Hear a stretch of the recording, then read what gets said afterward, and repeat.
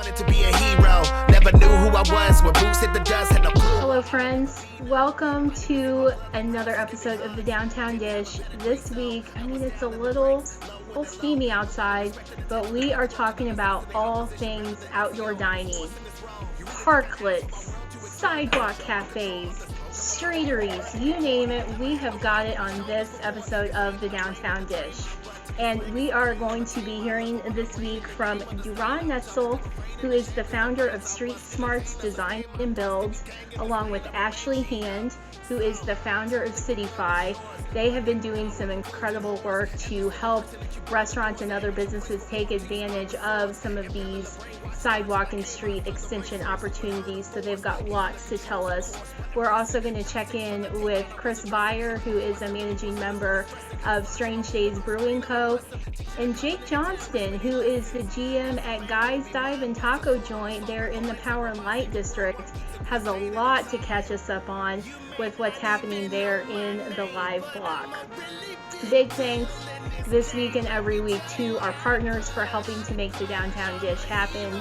Thanks to the Downtown Council, KC Streetcar, Kansas City Downtown Neighborhood Association, and Lynchpin Ideas.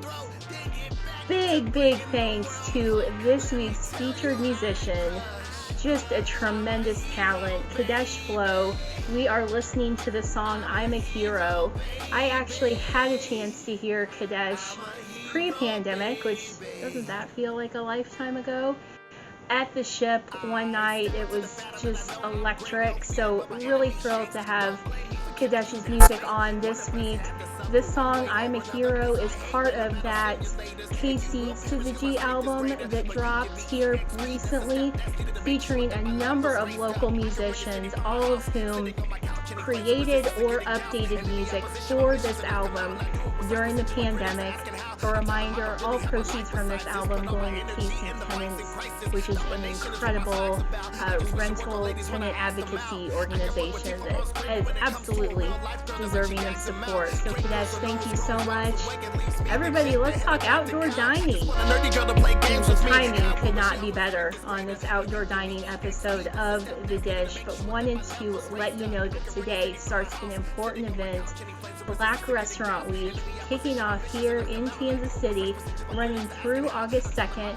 Now, this is put on by Black Restaurant Week LLC, which is an organization that is hosting events all throughout the Midwest. So if you happen to be doing any Midwest traveling this week, definitely take a look and see who else is participating. But so far in Kansas City, at least 16 restaurants are participating. You're going to find prefix menus, breakfast, brunch, lunch, dinner prices starting at $10. So this is an incredible way to get out, support Black-owned businesses in Kansas City, have some incredible food.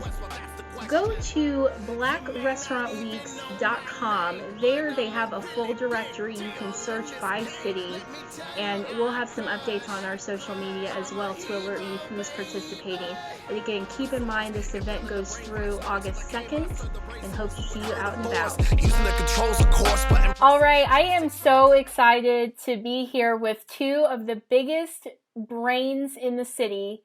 Ashley Hand, founder of Cityfy, and Duran Netzel, founder of Street Smarts Design and Build, have played an integral role in helping restaurants get some outdoor seating set up. Ashley and Duran, welcome to the Downtown Dish. Thank you for having us. Thank you so much, Katie. Yes, you guys are joining us live from an outdoor seating area. Where are you? We're outside in the River Market at KC Taco Company. We're Awesome. at their street cafe or their parklet. So we're what would have normally been 5th Street. We're actually sitting what would have been on the street, but we're on a patio that has been built by the restaurant. And we're safely dining in the fresh air, protected from traffic, and having a wonderful time. Just the incredible view behind you, cannot get over it. And I've seen this patio being constructed, and it's just the coolest idea. But let's backtrack. Ashley, tell me a little bit about Cityfy. I know you have been a force in Kansas City for some time, and it's such a pleasure to be able to talk to you. Thank you for all your work, but tell us about Cityfy and what you do for the city. Absolutely. So CityFi is an urban change management practice. So, and many other disruptions, including climate change and, of course, pandemics, as we are kind of unknowingly designed our business to respond to these circumstances, is really about building resiliency in communities by looking across these types of things that are changing the way that we live, the way that we work, to ensure that there's a more equitable outcome for our communities. So recognizing that technologies of the past have often created positive disruptions in our cities, but often have done so at the expense of other communities, and really wanting to make sure that we see a true triple bottom line benefit to our cities when things change. And so we've been busy working with cities across the country trying to figure out how to adapt in the era of a pandemic, how to address some of the social unrest and inequity that we see in our communities, Yes. and also how do we prepare for the future. Yeah, because we're in like uncharted territory, right? Like, I mean, the pandemic is new to everyone, so it's nerve-wracking, but I have to think too that it must be fulfilling for you to kind of help cities and businesses and entities within those cities kind of move forward in a way that benefits the most people possible. It really becomes instrumental to kind of bring an all hands on deck approach, and that's really how we try to work, is very collaboratively across sector to realize those types of solutions. Oh yeah, absolutely. I love it. And I love that we're going to get a great example from you both here in a minute, but Duran, I'd love to hear from you. Street Smarts Design and Build. Tell us about this organization. Yeah, we're an urban design and build firm, and we kind of focus on small scale projects related to micromobility infrastructure, traffic calming, and placemaking. As you hear from Ashley, she plays in the big leagues. I'm kind of still in the minor leagues, small scale projects, kind of incremental projects that build up over time. And really the larger picture, we're hoping to harmonize the natural and the built environment. And we'd like to do that through walkability and making cities more livable, equitable, and healthy for everyone. I love it. Now tell me, because you put your brains together and came up with this incredible guide for businesses, the Open for Business KC guide. Tell us a little bit kind of how that came to be. Well, we both clearly share a passion for improving cities. And we kind of got together with a bunch of different stakeholders throughout the city, looking at ways that we could help businesses during this pandemic.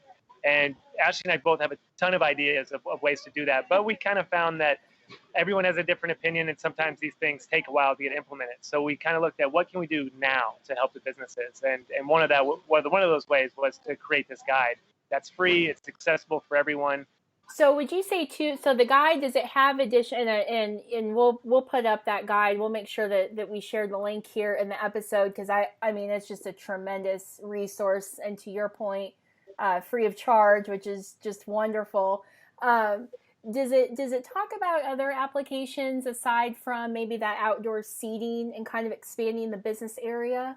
Yeah, so the guide provides a couple of different tools. One is a how-to guide on how to build some of the furniture elements that you can create to kind of create a space that is welcoming and inviting for people to kind of come in and hang out, extending kind of the space that we know of as the kind of footprint of the business out into the public space. So we have the advantage of cleaner air and better space for distancing than we would otherwise. So the guide includes those furniture designs that Street Smart came up with, so that's an excellent starting point. Plus, it also kind of gives you some practical steps of how can you order the lumber to get recut if you're not terribly handy, what is the kind of baseline budget to actually execute on those things, as well as providing links to both local and national resources on how to kind of rethink the public realm overall, as we kind of help businesses and businesses try to get their head around how do their models change in this very uncertain time.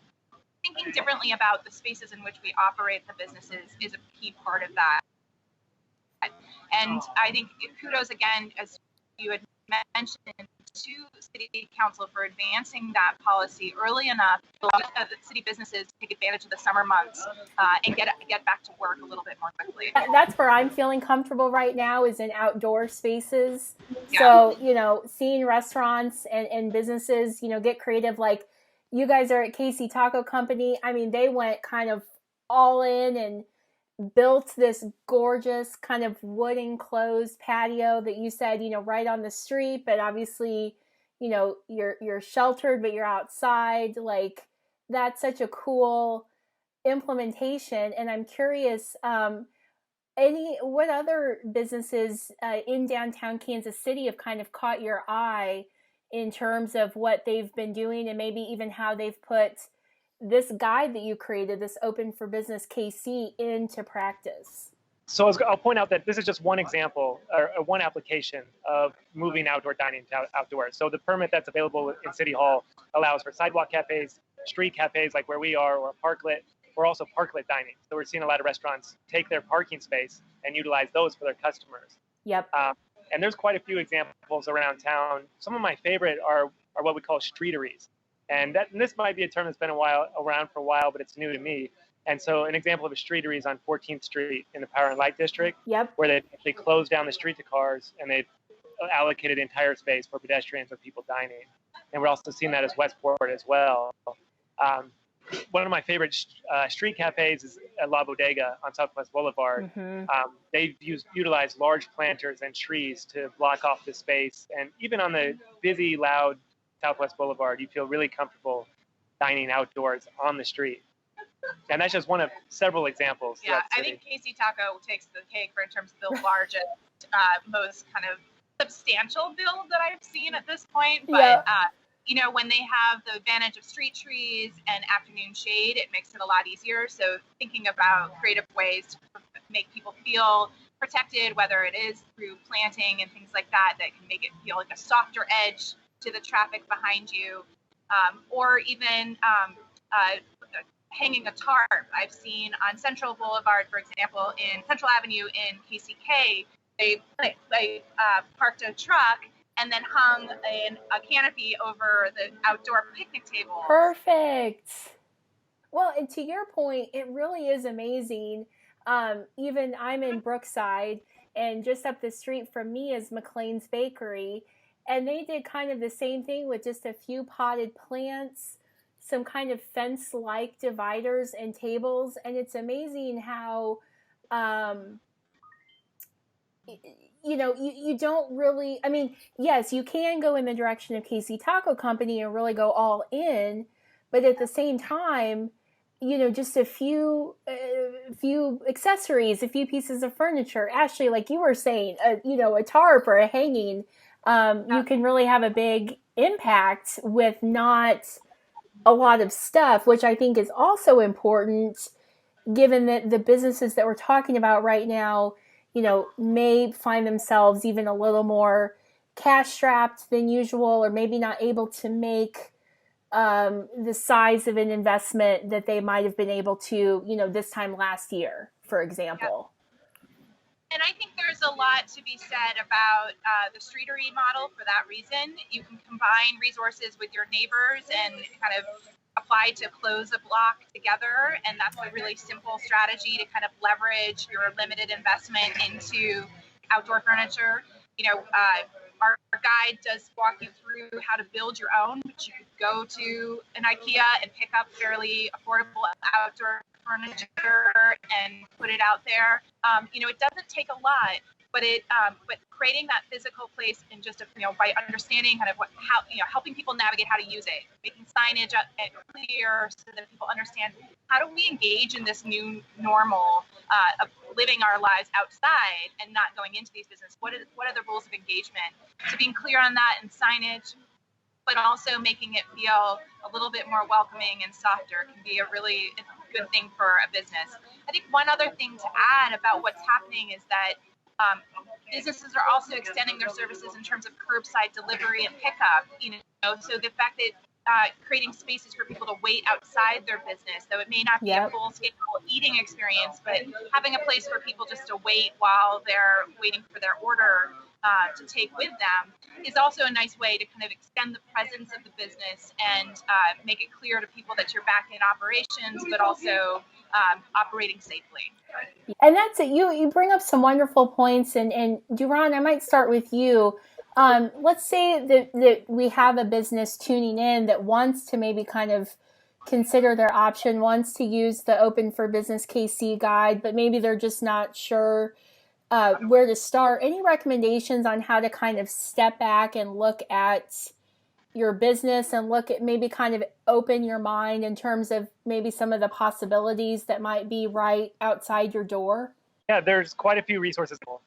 One that I would recommend is a presentation that I've given to a couple different neighborhoods, which I would be happy to share with anyone who would like to see it.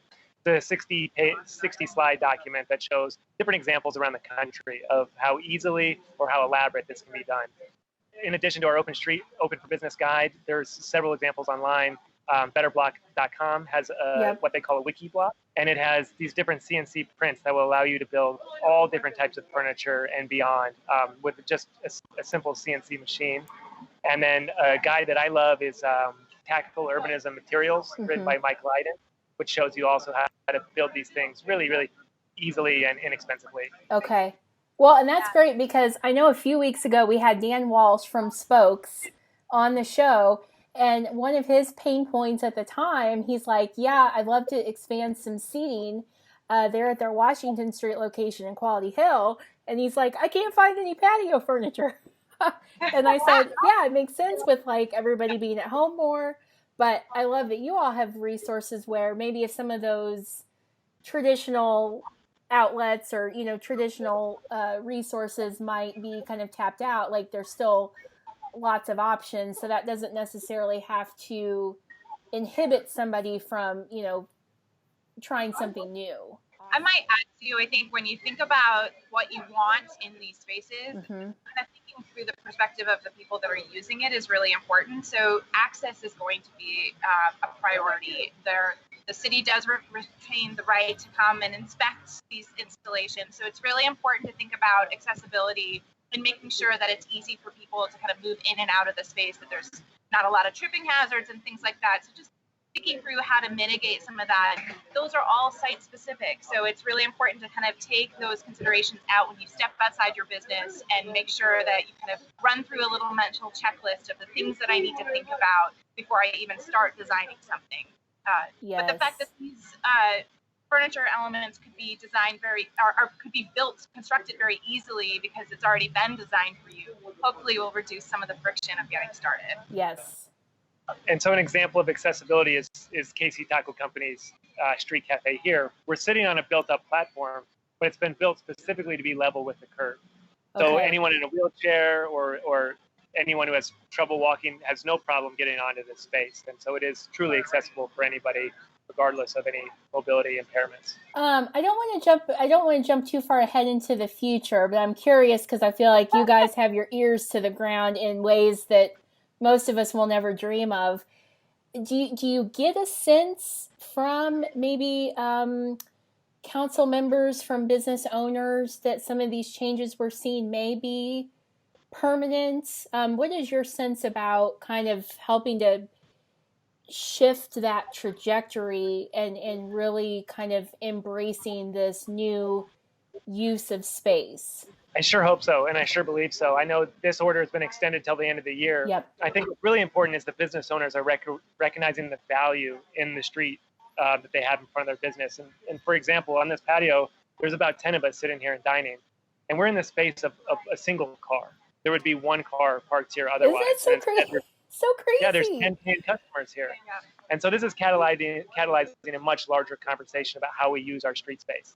And this is really an incredible phenomena that's occurring throughout our city of different ways to use the street. And this is the type of thing that people like Ashley and I have spent much of our professional career hoping to do, is reclaim the public asset in the street for people. But I have to put a bit of an asterisk on this topic. This is a wonderful thing that we're seeing happen, but we're also in a public space that has now been allocated into a private space for the business owners. And I think that's important. I think it's needed, especially in this emergency time. But as we move forward, we need to be cognizant that this is a public space that has been made private. And we need to look moving forward as how we reclaim this space from cars for everybody, regardless if they can afford to eat here or not. And so it's wonderful to see this happening, but we have to be cognizant of the space that we give away and who these streets are designed for as we move forward. Well, and I love it too, and I love that we do have businesses that are able to get out there and kind of lead the way, because I think that visualization and that seeing ideas in action is so tremendous, not only for leaders and for stakeholders, but for people in general. I love that you guys just contextualize for us that this outdoor cafe that you're sitting in is the size of a parking space. And, I think we follow some of the same people on Twitter, kind of in that, urban advocacy realm. I've seen the same thing like in New York and other cities where just tremendous extensions of businesses in one parking space, like one street space. Like it really doesn't take much to make a huge difference. And so I think seeing this and getting people to just kind of think a little differently about what's possible, that's just a critical step in, as you all were saying, a lot of these other elements of change that hopefully will keep on, that will really take us far into the future. Absolutely. Oh, it is such a thrill to have you both. Before I let you go, Ashley, I'll kick it to you first. Any other just kind of shout outs real quick to favorite downtown restaurants? I know we've talked about so many already, but any others that are kind of top of mind for you? Yeah, I'm a huge fan of all of the tenants of City Market. Yeah. I think we have such an incredible, diverse group of restaurants operating in there. So I personally am super excited anytime I get an opportunity to go and give them a little bit of business during these hard times. So excited this same episode. We're going to check back in with Power and Light District because I know they've been adding some more seating and some things in the actual live block itself. So just, even more examples. I know we're hoping to chat with the Brick. I think they were, kind of leading the way there in adopting that parklet format. So just so cool to see businesses. Well, Katie, we know from the data that pedestrians and cyclists spend more money because they're lingering more versus someone who drives to a business. You kind of go in, you go out, you get what you need, and you leave. Versus someone who's sitting around on a patio, can have another purchase and can hang out for a little bit longer, maybe even stay for another course. These are the types of things that are to the benefit of businesses as well, because it creates a safe space where people can slow down and enjoy what the businesses have to offer. And we all need that right now. We all need to just we do. be by yourself or with your, trusted pods or, whatever. Well, thank you so much. It really is a thrill. We'll definitely spread the word on the Open for Business KC guides. I know that things kind of continue to change. I'm sure you all have no shortage of projects in the pipeline, so please feel free to come back to the Dish anytime. You've always got a seat at our table. If we can help spread the word or get involved, anything we can do to support the incredible work that you both are doing. Yeah, thank you, Katie. Our businesses need any help they can get right now. And thank you very much for spreading the word of all of the great businesses that we have in Kansas City. Last week on the Downtown Dish, we met Natasha Fuller, who is a cultural curator, the brains behind one of Kansas City's newer pop-up yoga series. So just a quick reminder that Yoga on the Vine is happening Saturday and Sunday every weekend. Starts at 9 a.m. in the pavilion just behind the American Jazz Museum there in the 18th and Vine district. Bring your mat, bring your water, bring your towel, bring a mask. Social distancing and masking is absolutely encouraged. All yoga levels are welcome, all bodies are welcome, so please get out and enjoy. All right, let's keep this talk about amazing outdoor seating going. I am so excited to welcome Chris Beyer, who is a managing member of Strange Days Brewing Co. to the Downtown Dish. Chris, welcome. Hey, how's it going? Awesome. So excited to have you guys. Really love the work that you've been doing the last couple months, but let's talk first about outdoor seating. You've done some wonderful things there to kind of extend the tap room. So give us the scoop on what you've created. Yeah, so we were able to, with the city allowing the outdoor seating space, we were able to secure about 4 parking spots right out front of our brewery and the sidewalk that we've used as a patio since we've opened. It's allowed us to set up about 3 10 by 18 tents over that space. We got some barriers that we set up with like pallets to create an enclosure. Just put some plants out there as well to kind of give it a little bit more of a warm feel. Yep. But we were able to get about 5 tables out there underneath the tents, and then we have another 2 tables, I think, up on the sidewalk.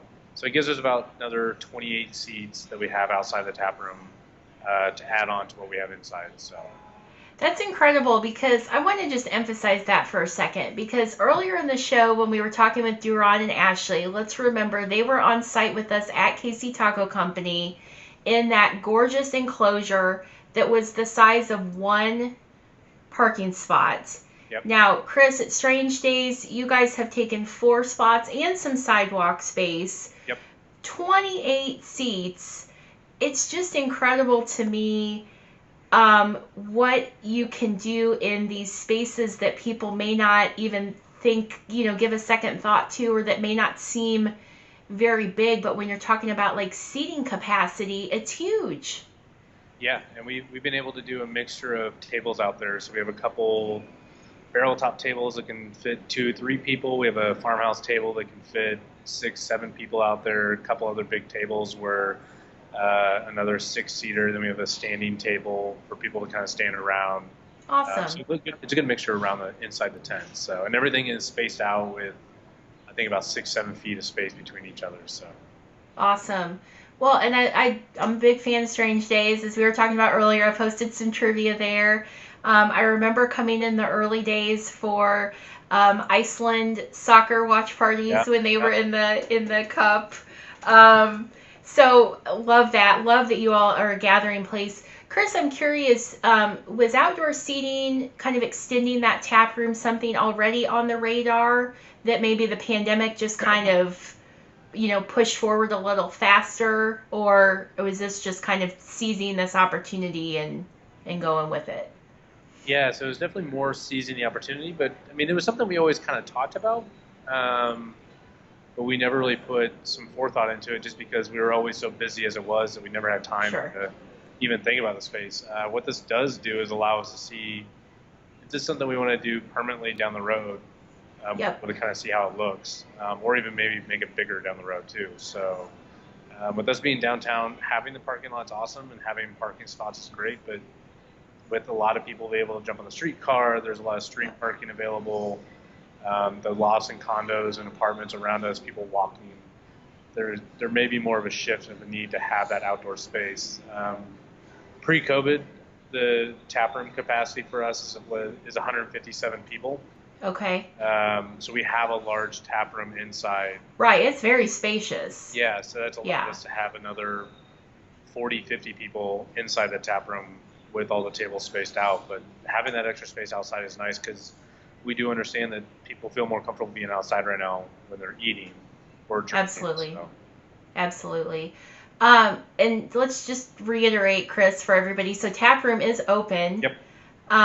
Any kind of news there in terms of hours shifted or anything like that? Yeah, hours have shifted. We got away from Monday and Wednesdays for right now. So Thursdays are shortened hours, 4 to 8. Fridays, 4 to 9.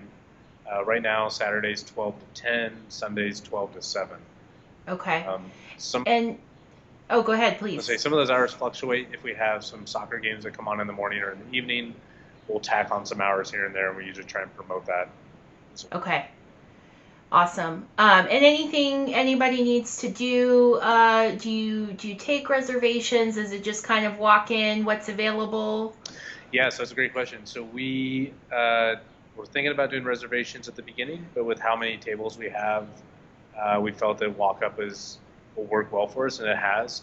Good. We have an area set up right when you walk in that you wait for one of our staff members behind the bar to greet you. One thing that we pushed from the very beginning, since we opened the tap room back up at the beginning of June, is face mask required. Wearing around unless you're at your table. Once you're at your table, you can take your face mask off, obviously to enjoy a beer or whatever you bring in food-wise. We have things set up on the table where you can order online, and then our staff brings the beers out to your table.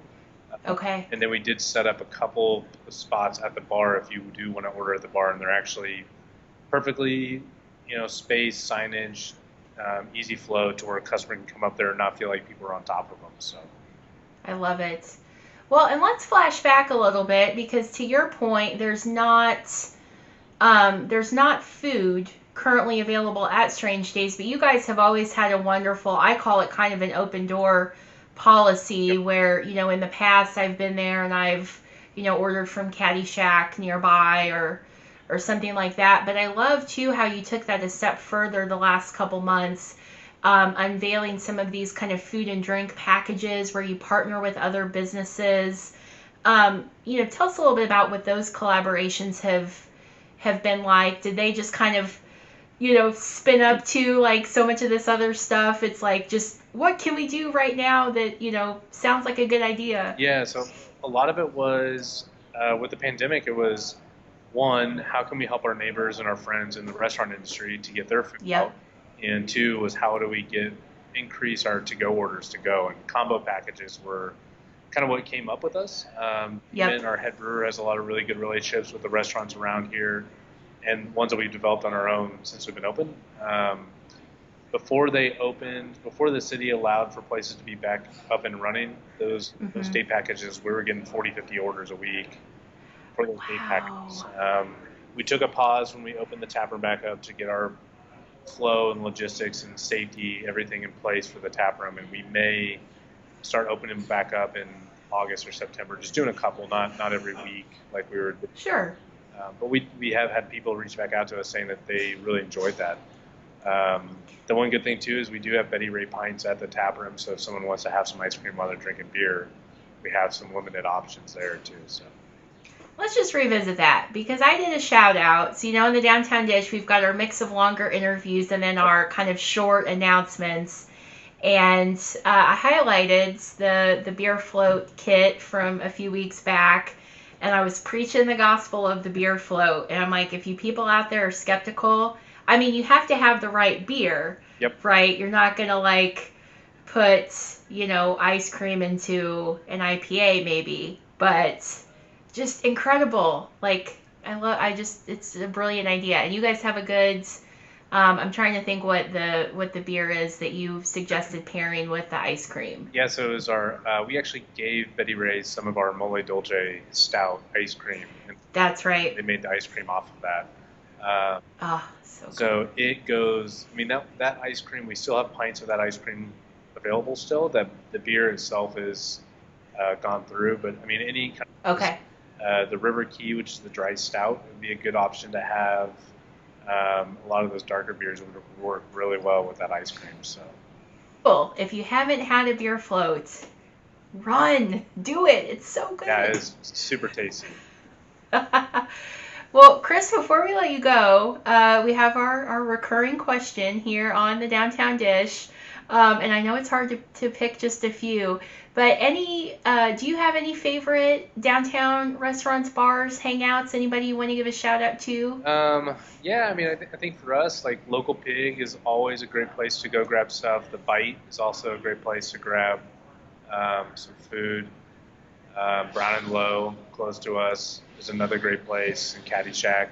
Love Caddy Shack. Always go and hang out with... go to City Barrel when we can. We'll stop by Casual Animal, Double Shift, all those breweries in the Crossroads. So Alma Mater's killing it with their beers to go. Their beers are always phenomenal as well. So just such an exciting brewery scene here and throughout Kansas City, but especially in downtown. So it's great to see you guys, getting creative, pulling through. I think have become such an important part of the kind of downtown experience. So yeah, thank you for that. Chris, before we go, just to reiterate, we'll drop your social media links here on the show, but that's the best place to kind of stay up to date as things evolve, maybe some partnerships or things are brought back or reintroduced. Yep, social media for us is our biggest thing. That's the most up to date for sure. So we have a couple platforms like the Apple Mac or like your Apple phone map that we're having troubles getting the hours updated. So if it shows Monday or Wednesdays open or our regular times, we're trying to get that fixed. So we gotcha. Go through our Facebook, Instagram, Twitter right now. So okay, awesome. Well, I can't wait to stop by soon and catch up with you guys. Enjoy that outdoor seating. Thank you for putting that together. And as things change, or you're adding more stuff, please come back to the Dish anytime. You've always got a seat at our table, and we'd love to support you any way we can. Awesome. Every single person that you burn, the doors, the image you place before them to you From with swords. friends of the Downtown Dish, Boulevard Brewing Company, the Boulevard Tours and Rec Center is resuming hours this weekend. So definitely check them out. Head to Facebook, see what they've got going on. They have also restarted the curbside beer ordering and pickup that you can do limited hours there. So definitely check on Facebook just to make sure. For example, curbside ordering is available until 7 o'clock today. So definitely check in. You can place your order at store.boulevard.com. Just swing by and pick it up. Or, of course, starting tomorrow, head back to that gorgeous Tours and Rec Center. Plenty of outside space for everybody to hang out and have a beer. All right, well, we are talking about all kinds of outdoor seating here on the Dish this week, and I am so thrilled to welcome Jake Johnston, GM of Guys Dive and Taco Joint. They're in the Power and Light District. Jake, welcome to the Downtown Dish. Thanks, glad to be here. So let's chat, because we had Rachel from Power and Light on a few weeks ago, and been hearing such great buzz about that 14th Street area that's been closed down, creating kind of that streetery, I think is what Duran and Ashley called it in an earlier interview. That's exactly the way to put it, for sure. Okay, yeah, because we're like eating in the street, so right. Street eating. But now there's even more happening throughout the live block. So can you give us the scoop on, what's happening, more seating? I think some events are coming back, lots of excitement. Yeah, it's really exciting down at the live block right now. We have outdoor seating in picnic style. Okay. There are which allows for capacity to increase. You can exercise social distancing and a lot of those things as you start to venture out. I mean, the world is wild right now, so people, we want people to be safe, and we want them to take precaution, but we also want to be able to deliver great guest experiences. So from the check-in process to selecting your table, contactless ordering, and then now we're starting to get into sports watching now that sports are really starting to come back into effect. Awesome. It's super exciting. So let's talk about what's going on. I heard that there was earlier this week, was there a morning sporting Kansas City watch? Yeah, Wednesday, there was an 8 a.m. Sporting KC game. I love it. And we wanted to be involved, so we opened up and had on the big screen of the live stage. We had the game pumping, we had the energy going. And it was a great time. Well, and what a wonderful alternative. I know so many people, myself included, have been just hungry for sports to come back. Even while we can't go to the physical stadiums quite yet. What a cool way to, come together, as you mentioned, maybe in your small groups or however you feel most comfortable, and then just watch sports and celebrate and hang out together. I love it. Yeah, I mean, the live block's perfect for that. It gives a great experience outside of just sitting in a venue or in a bar. You can be out in the middle of the living room and just be engaged on that level, and it brings the stadium experience to kind of a more, I guess, safe setting. Kind of helps bridge the gap. So it's great. Well, and I was telling you earlier, but I have so many fond memories, both of sporting events, pre and post concert hangouts. Yeah. Just events happening in, the live block themselves, some of the DJs and the concerts themselves, happening there too. Like just, I kind of think of it as like Kansas City's gathering place. And I love that you all have worked together to, kind of shift the setup, introduce that picnic style seating to adapt to that space for what we're going through right now. Yeah, I mean, that's what we do is events. And so when we started to think about how we can still connect with the community and, do what we do best, in this different space. We put our heads together, and the teams at all levels decided, here's what we have in front of us, and what can we do to adapt. And I'll tell you, we've really done it. It's phenomenal to see. I love it. Jake, let's talk logistics for a second. So let's say that, I want to come out, maybe there is like a sporting event or something. I want to come out, I want to grab a seat. Anything I need to do ahead of time, or can I prepare for that process, or is it just kind of first come, first serve? Well, right now, it is definitely first come, first serve. If you have we're really trying to control the size of group that come. So depending on the size of group, we would probably try to set aside a space so that you can feel safe, but others can feel safe around you. Obviously, with city ordinances the way that they are, definitely bring your mask. If when you're indoors or when you're not eating and drinking, we do ask that you wear your mask. But for the most part, so far, it's just been come on down, grab a seat. There's space, and whether you're on the second level watching the screen from above, or if you're on the first level, we have quite a bit of seats available, and we'd love to have you. Pretty easy. I love it. Well, and I love too that there's this seating there that you all created, but then we've got all those wonderful businesses kind of in that perimeter. Most, if not all, have kind of their own extension of a patio area. So that's would you say that could be an option to maybe approach a business directly to maybe get some outdoor seating, like on Leinenkugel's patio or Guy's Dive or something like that? Yeah, we're utilizing as much space as we possibly can. We've moved tables from inside venues to out into the live block, into the living room area. Leinenkugel's patio has some tables that are distanced appropriately. The level up deck, we put tables on there, and then you can order. We have a code on each table that you can order food from Pizza Bar or Guy's Dive. And then you can go to any of the bars that are open and order your drinks from there. Perfect. Yeah. You guys think of everything. We try. I'm telling you. Try. I think Rachel had mentioned this last time, but let me ask too, Jake. So with things kind of slowly coming back, like you said, we've got sports coming back. Would the Power and Light District's website be the best place to kind of stay up to date with what's happening? Yeah, without a doubt. I mean, either our social media, that's a great resource to see up to the minute. The website is definitely up to date, and they're constantly keeping it so that we have the community as well informed as possible, what's coming up, or we're trying to plan things out as far as we can. It's a little difficult sometimes because the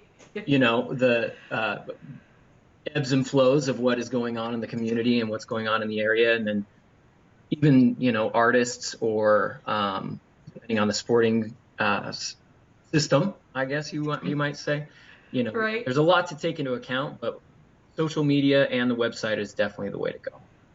Awesome.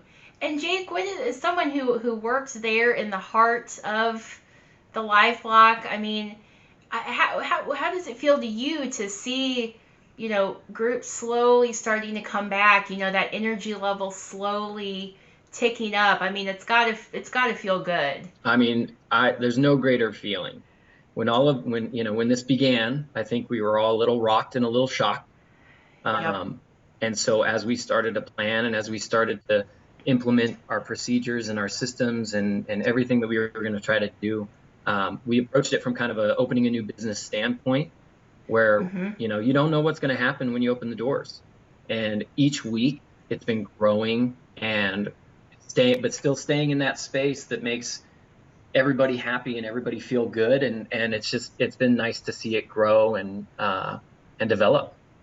Yeah, absolutely. Well, as I was talking with Duran and Ashley earlier in this episode, you hate that some of these changes have been necessitated by this pandemic that's been as damaging as it's been. Sure. But you've also seen just some wonderful creativity and energy and maybe the hope that some of that spirit will, be more of a permanent fixture going forward, not just isolated to this particular time period. Yeah, without question. I mean, it makes you think differently as an operator, as a business owner. Things that maybe when life was normal, you take for granted maybe, and so you've put a lot of thought and a lot of effort and a lot of energy into building something that can sustain and can survive, and we've definitely done that in a big way. So yeah, it's been interesting, but I think it's making us stronger. I can tell you that.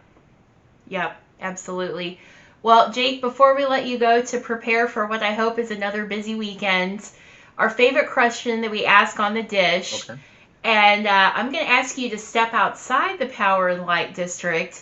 Do you have any other favorite downtown Kansas City restaurants, bars, hangouts, places where you like to spend your time? I'm sure you don't have a lot of free time, but when you do.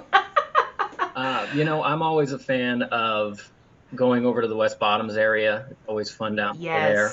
Crossroads is the whole area over there. Good energy, good environment. But I don't think I could pick a favorite one, honestly. Right. It's hard. As a general manager of kind of a taco themed restaurant, I do always enjoy a nice Manny's experience. I'll tell you that much. Yep. I do like going over there for a beer and a taco situation. Awesome. Well, Jake, thank you so much for getting us up to speed on what's going on. Really cool to see how, again, you guys at the Power and Light District are keeping pace and evolving. We're here to support you, so come back to the dish anytime. You've always got a seat at our table if there's anything we can do to help. Sounds great. Look forward to seeing everyone down at the live block as soon as they can. Kansas City, has it been a week? Sports are back. Royals are back. Sporting Kansas City is playing. Somehow, someone on the St. Louis Cardinals social media team thinks that St. Louis has better barbecue than Kansas City. Incorrect. But thank you so much for hanging out with us here on the Downtown Dish to discuss all things outdoor dining. Please come back next week. We have another big episode in store. We are going to get a sneak peek behind the scenes of one of downtown's favorite annual summer events, Cheese Slipper Saturday at Ibis Bakery. So definitely start thinking about that gooey, cheesy, delicious cheese slipper, and we're going to learn so much more. We have also got another incredible arts auction opportunity coming up, this time in conjunction with the Negro Leagues Baseball Museum, and this year a truly momentous milestone, the centennial of the Negro Leagues Baseball organization. So that, so much more going on. Big thanks again to Kadesh Flow for this week's music. I'm a hero. Definitely connect with Kadesh on social media to find out about other songs and upcoming performances. And if you're out and about this weekend doing a little outdoor dining and drinking, please give us a follow on Twitter and Instagram at Downtown Dish KC. Let us know what you're doing, and come back next week where you always have a seat at our Downtown Dish table. Cause I hate random battle simulators, and you will perish cause my strength is greater, but you give me EX.